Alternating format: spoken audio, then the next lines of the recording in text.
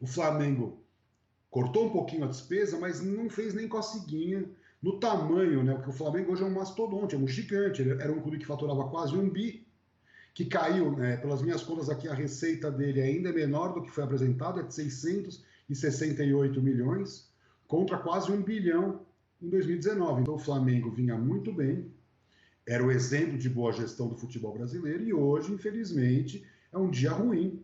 Quer dizer, os indicadores do Flamengo todos pioraram, a dívida aumentou, o clube mantém uma folha salarial muito elevada para um corte de receita. Quer dizer, então, se ele vai ficar vendendo jogador para equilibrar, aí é o risco do negócio. Quando não comprarem o jogador do Flamengo, o Flamengo vai aumentar seus déficits, vai aumentar naturalmente suas dívidas.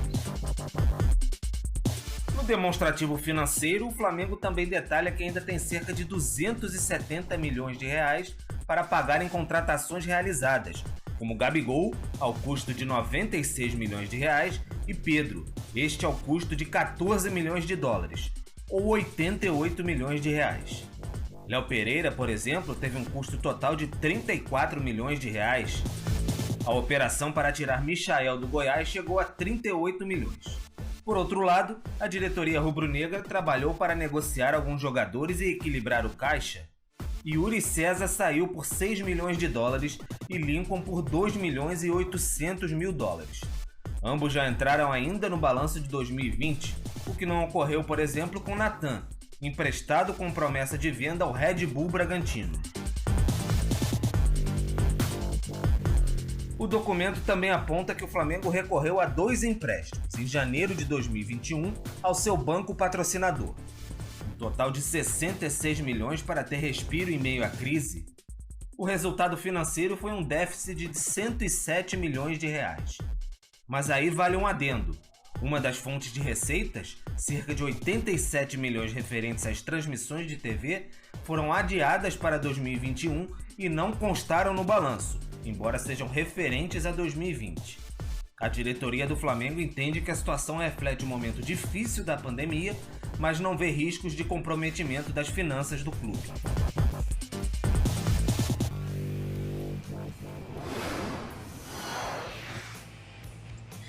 Bom, o Pedro contou pra gente então que o Flamengo ainda tem a pagar a contratação de alguns jogadores e a gente vê aí, tá?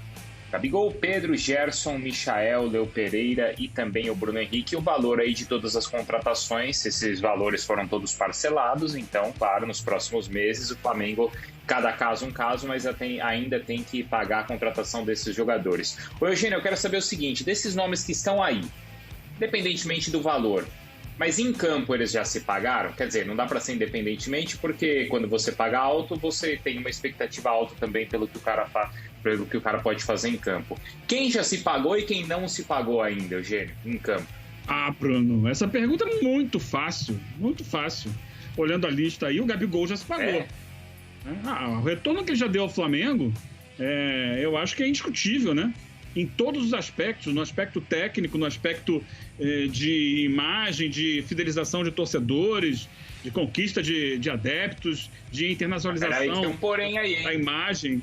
Eu acho que o Gabigol se pagou. Esse valor aí não é de lá de trás, né? Vamos lembrar que esse valor aí não é do primeiro empréstimo. É o valor de 2020 para frente, tá? Ainda assim, o valor agregado que ele traz é muito grande. Em todos os aspectos. Então eu acho que o Gabigol, Bruno Henrique, Gerson, todos eles já deram um retorno esportivo, porque é isso que, no final das contas, o investimento no jogador pede, o retorno esportivo. O Flamengo é bicampeão brasileiro, o Flamengo foi campeão da Libertadores, o Flamengo ganhou Supercopa, Recopa, tanta coisa, né? Ao mesmo tempo.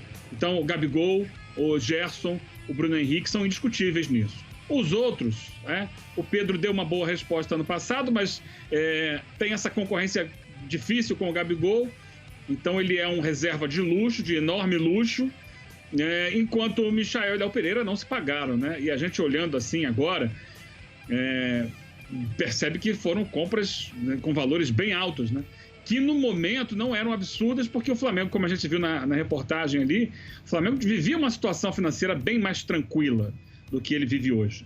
A verdade é essa. A pandemia trouxe uma dificuldade econômica para todos, que também bateu no Flamengo e bateu duro. Então, o Flamengo tem essa dificuldade hoje, mas ainda assim, a gente, no momento, entendia o investimento feito nesses jogadores, se hoje parece caro, mas eles não deram um retorno esperado. Michael e Léo Pereira, de jeito algum.